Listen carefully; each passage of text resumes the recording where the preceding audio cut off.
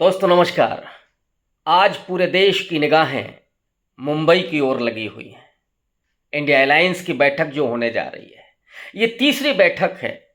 पहली बैठक जून में पटना में हुई थी। नीतीश कुमार उसके मेजबान थे और नीतीश कुमार ने कोशिश की कि कैसे विपक्ष एकजुट हो इस सत्ता के सामने, इस तानाशाही पूर्ण स्टेट के सामने। और वो पेशबंदी कामयाब होते हुए दिखाई दी जब दूसरी मीटिंग बेंगलोर में हुई, कांग्रेस शासित राज्य में। और वहीं पर इस गठबंधन को एक नाम मिलता है, इंडिया इंडिया अलायंस। 26 राजनीतिक दल उस इंडिया अलायंस के भीतर शामिल थे। और उसके बाद वहीं पर तीसरी बैठक तय हुई थी कि मुंबई में होगी और उसकी मेजबानी शरद पवार उद्धव ठाकरे करेंगे। यानी मुंबई में, महाराष्ट्र में जो महाविकास अघाड़ी है, कांग्रेस, एनसीपी और शिवसेना, अब जबकि एनसीपी और शिवसेना टूट चुकी है, उसका एक एक हिस्सा बीजेपी के गठबंधन के साथ है, शिंदे शिवसेना और इधर अजीत पवार की एनसीपी। लेकिन कोई अंतर नहीं है। जिस तरह की गहमा गहमी है, जिस तरह का स्वागत यहाँ पर हो रहा है आने वाले नेताओं का, जो गाड़ियों का रेला है, एयरपोर्ट से लोगों की जो अगवानी हो रही है, और जहाँ पर लोगों को रोका जा रहा है, जहाँ पर व्यवस्था है जिन होटलों में, वहाँ पर इन तीनों पार्टियों के नेता सबकी आवक भगत करने में लगे हुए हैं। कहीं कोई कन्फ्लिक्ट नहीं, कोई कन्फ्यूज़न नहीं। लेकिन गोदी मीडिया की तरफ से या भारतीय जनता पार्टी की तरफ से कुछ शिगुफे छोड़े जा रहे हैं। और उसमें पहला काम तो आम आदमी पार्टी ने किया। उसकी जो मुख्य प्रवक्ता हैं, उन्होंने कहा कि अरविंद केजरीवाल प्रधानमंत्री हो सकते हैं। एक सवाल के जवाब में उन्होंने ये बात कही थी। ऐसे में तुरंत ये चर्चा शुरू हो गई कि कहीं ऐसा तो नहीं है कि इंडिया अलायंस मजबूत होने के पहले ही बिखर जाए, चेहरों को लेकर के टकराव शुरू हो जाए। ऑब्वियस है कि हर राजनीतिक दल के नेताओं की अपनी महत्वाकांक्षाएं हैं। कौन है जो देश का प्रधानमंत्री नहीं बनना चाहता? केजरीवाल की महत्वाकांक्षा है तो ममता बनर्जी की भी है, स्टालिन की भी है, शरद पवार की भी है, और इसमें कोई गलत बात नहीं है।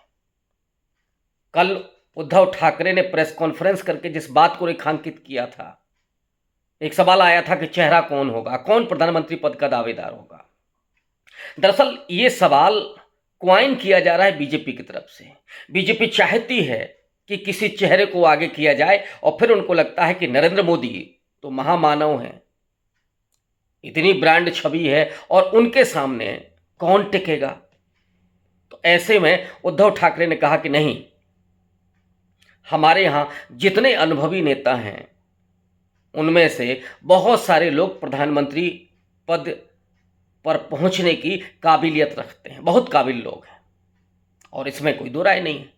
शरद पवार का अपना अनुभव है, मल्लिकार्जुन खड़गे 50 साल से ज़्यादा का संसदीय जीवन, नीतीश कुमार 4 बार बिहार के मुख्यमंत्री, स्टालिन तमिलनाडु के बहुत कद्दावर और प्रतिबद्ध मुख्यमंत्री, इधर मायावती का भी नाम लिया जा रहा है, 4 बार की मुख्यमंत्री, और उसी में ममता बनर्जी बंगाल में भारतीय जनता पार्टी को धूल चटाने वाली 3 बार की मुख्यमंत्री, कई और नाम, कई और दावेदार। और मैं तो समझता हूं कि ये नाम आने चाहिए, उछलने चाहिए, और इसलिए उछलने चाहिए कि जिन राज्यों में जो भी छत्रप हैं, चाहे शरद पवार हों, नीतीश कुमार हों, ममता बनर्जी हों, अरविंद केजरीवाल हों, मल्लिकार्जुन खड़गे हों, राहुल गांधी हों, ये जो तमाम नाम उभर करके आएंगे, जनमानस और ज़्यादा उन खास करके राज्यों में जहाँ पे उनकी सरकारें हैं या वो वहाँ पर प्रमुख भूमिका में हैं, लोग उनके साथ ज़्यादा एकजुट होंगे। इसमें मैं कोई बुराई नहीं देखता, लेकिन इसको किसी एक चेहरे पर केंद्रित करने का मतलब है कि फिर आप भारतीय जनता पार्टी के उस गुगली का शिकार होंगे, आप उनके जाल में फंसेंगे।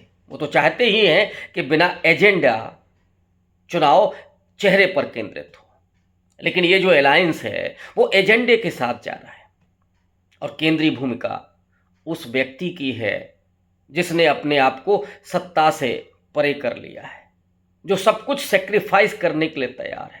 पटना की बैठक में ही राहुल गांधी ने कहा था कि कांग्रेस पार्टी किसी भी कंप्रोमाइज करने के लिए तैयार है, किसी भी तरह के कंप्रोमाइज के लिए तैयार है, किसी भी तरह के सेक्रीफाइस के लिए तैयार है।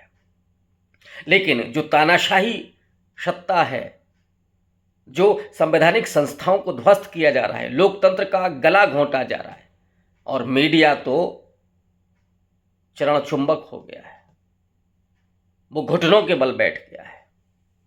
ऐसे में यह जरूरी हो जाता है कि लोकतंत्र को मजबूत करने के लिए, संवैधानिक संस्थाओं को स्वायत्त बनाने के लिए, संविधान की आत्मा को पुनर्जीवित करने के लिए या उसको और मजबूत बनाने के लिए सामाजिक न्याय, समाजवाद, धर्मनिरपेक्षता और आर्थिक विकास, इन मुद्दों को लेकर के ये इंडिया अलायंस खड़ा हो, जो काउंटर करेगा नरेंद्र मोदी की भारतीय जनता पार्टी की सरकार को महंगाई के सवाल पर, बेरोजगारी के सवाल पर, असमानता के सवाल पर, दलित और आदिवासियों के उत्पीड़न के सवाल पर, पिछड़ों को जाति जनगणना के सवाल पर।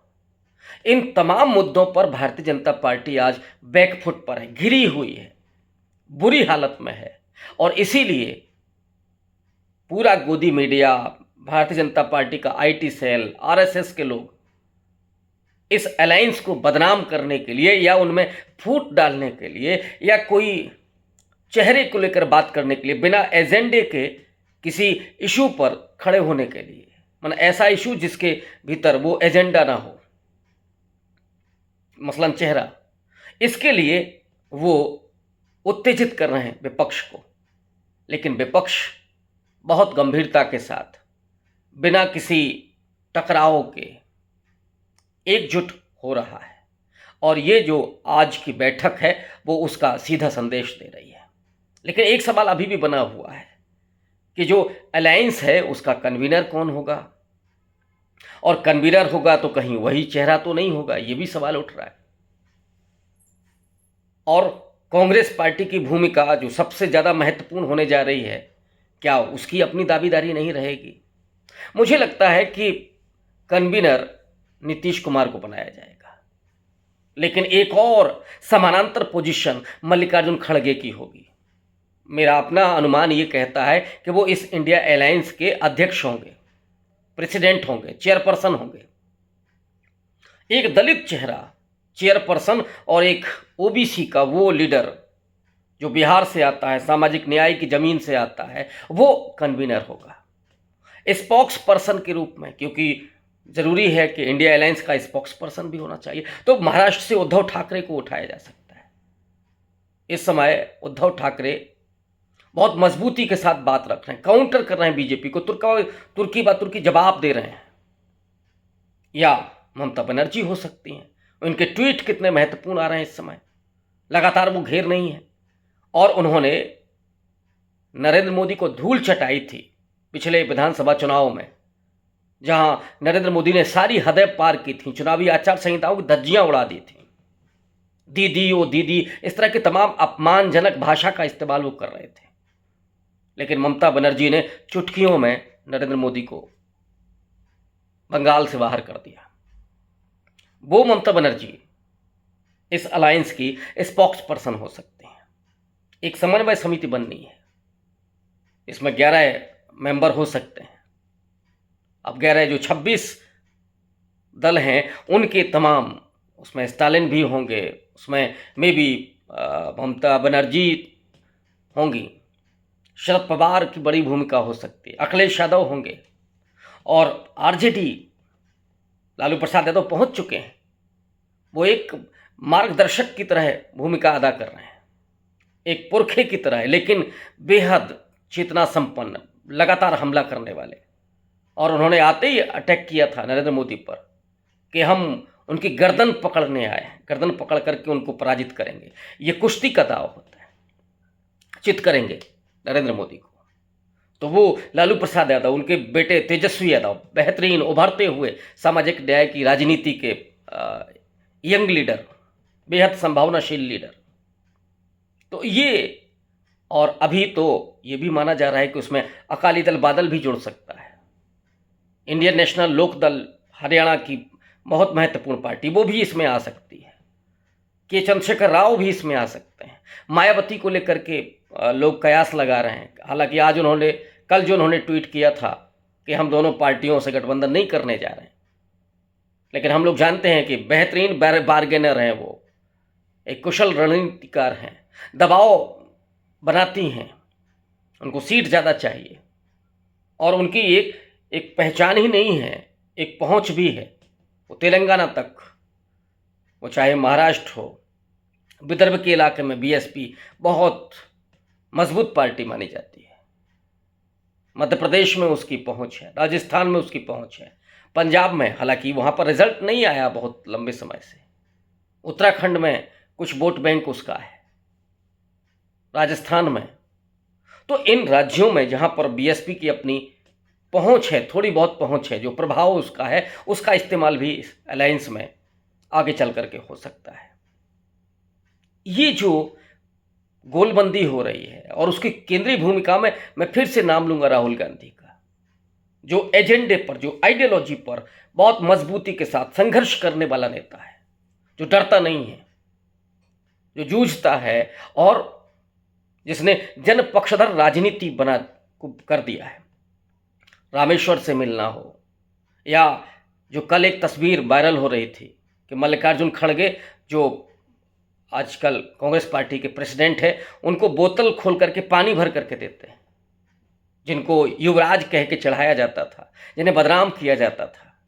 वो भारत जोड़ो यात्रा में दिखाई पड़ते हैं जब वो अपनी माँ के जूतों के फीते बांधते हैं, तमाम बच्चों को दुलारते हुए, बुजुर्गों को, विकलांगों को अपने हाथ से पकड़ करके ले जाते हुए। तो एक ऐसा शख्स जो इस देश को लगातार जोड़ रहा है, और मुझे तो कई बार ऐसा लगता है कि जो इधर संकेत आ रहे हैं कि दिसंबर में चुनाव हो सकते हैं, जनवरी में चुनाव हो सकते हैं, इसके पीछे एक मात्र बड़ा कारण है, वो है राहुल गांधी की दूसरी भारत जोड़ो यात्रा का प्लान, उसको फेल करने के लिए। क्योंकि नरेंद्र मोदी और पूरी जो भारतीय जनता पार्टी इस बात को जान चुकी है कि राहुल गांधी अगर भारत जोड़ो यात्रा के पार्ट 2 पर निकलते हैं तो वो एक तरह से बीजेपी की जमीन को ध्वस्त कर देंगे। जैसे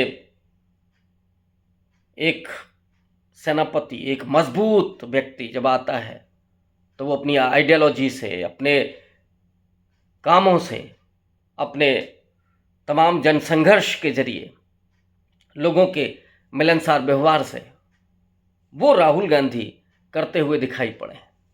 और यही कारण है कि राहुल गांधी ने अपने आप को एक संघर्ष करने वाले नेता के रूप में रखा है। किसी भी सत्ता के प्रभाव से, उसके आकर्षण से अपने आप को दूर रखा है। और एक ट्रम्प कार्ड कांग्रेस पार्टी के पास मल्लिकार्जुन खड़गे, कि अगर ज़रूरत पड़ी तो ये ऐलान किया जाएगा कि आज़ादी के 75 साल के बाद पहला दलित पीएम मल्लिकार्जुन खड़गे के रूप में हम देंगे। तो ये जो 17.5% जो वोट है वो एक साथ, और उसमें आदिवासी तकरीबन 8%, पिछड़ा, उसमें भी अगर हम वंचित तबके को ले लें तो अति पिछड़ा 12 से 15%। ये जो एक गठजोड़ होगा, और ये वो गठजोड़ है जो वोट करेगा।